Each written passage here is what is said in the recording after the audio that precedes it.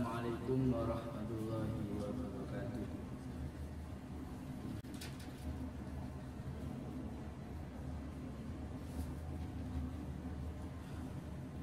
Ila hadratin Nabi Mustafa Muhammad sallallahu alaihi wasallam. Khusus ila alif hadal kitab hadratus Syekh Muhammad Asy'ari.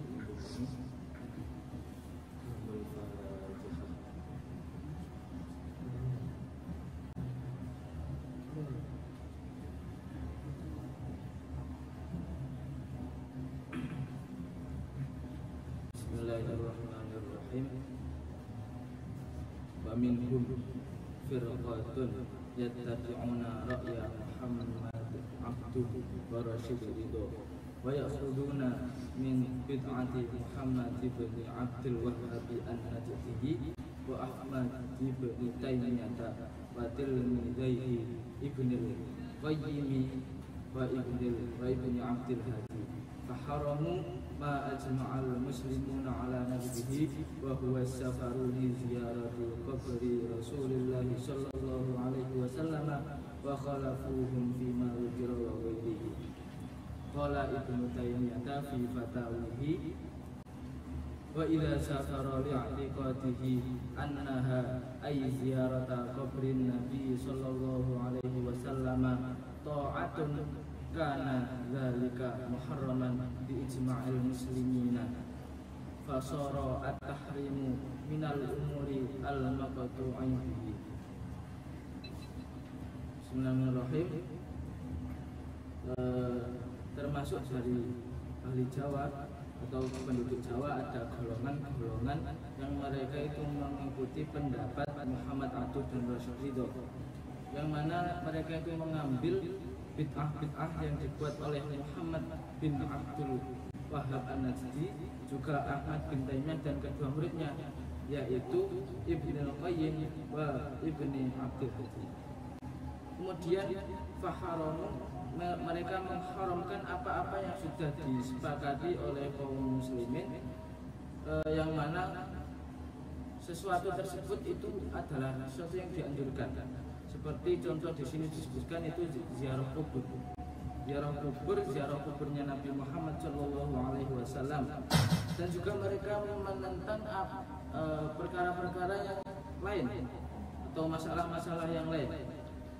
Kemudian Imam Ibnu Taimiyah dalam fatwa-fatwanya beliau mengatakan wa idza safara ila akhir, ketika ada seorang bepergian ke Mekah atau untuk ziarah kubur dengan membawa keyakinan bahwasanya ziarah kubur Nabi Muhammad Sallallahu Alaihi Wasallam itu adalah suatu ketaatan, suatu bentuk ketaatan, maka perbuatan tersebut itu haram berdasarkan kesepakatan kaum muslimin.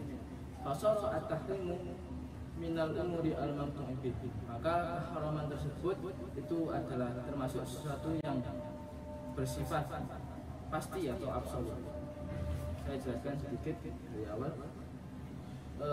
Ini masih masuk dalam pembahasan berpegang teguhnya penduduk Pulau Jawa kepada mazhab ahli sunnah, juga menjelaskan awal mula terjadinya bid'ah atau munculnya bid'ah dan tersebar luasnya bid'ah dalam Pulau Jawa, dan juga menjelaskan macam-macam orang yang membid'ahkan yang ada di zaman ini. Singkat cerita, di Pulau Jawa itu terbagi menjadi dua. Yang pertama, yang sebelumnya itu orang-orang salaf yang tetap berpegang teguh kepada ahli sunnah. Kemudian yang pembahasan ini ada suatu golongan yang mana mereka itu mengikuti pendapat-pendapat dari di sini disebutkan Muhammad Abduh, kemudian Rasyidho, yang mana mereka sumbernya itu dari bid'ah yang dibuat oleh Ibnu Abdul Wahhab an-Najdi wa Ahmad bin Taimiyah dan kedua muridnya yaitu Ibnu Qayyim dan Ibnu Abdul Hadi. Semua nama-nama tadi yang telah disebutkan itu termasuk tokoh-tokoh atau pembesar-besar dalam mazhab sebelah atau golongan sebelah. Kemudian firqah atau golongan-golongan yang mengikuti madhab-madhab golongan sebelah tadi, itu mereka ternyata mengharamkan apa-apa yang sudah disepakati oleh kaum muslimin, yang mana sepadan tersebut itu dianjurkan atau disunahkan, seperti contoh di sini dijelaskan. Contohnya itu seperti ziarah kubur. Ziarah kubur, padahal ziarah kubur itu sunnah dengan dasar hadis nahaitukum an ziyaratil qubri fazuru. Mungkin saya ceritakan sedikit mengenai hadis ini. Ada 2 poin dalam hadis ini. Yang pertama yaitu Rasulullah itu melarang kaum muslimin untuk ziarah kubur. Nahaitukum an ziyaratil qubri. Kenapa? Karena ketika Rasulullah SAW mengatakan hal tersebut, itu keadaan kaum muslimin masih lemah, masih awal mula Islam. Kaum muslimin ziarah yang diminta bukan Allah, tapi mayat yang ada di dalam kuburan tersebut.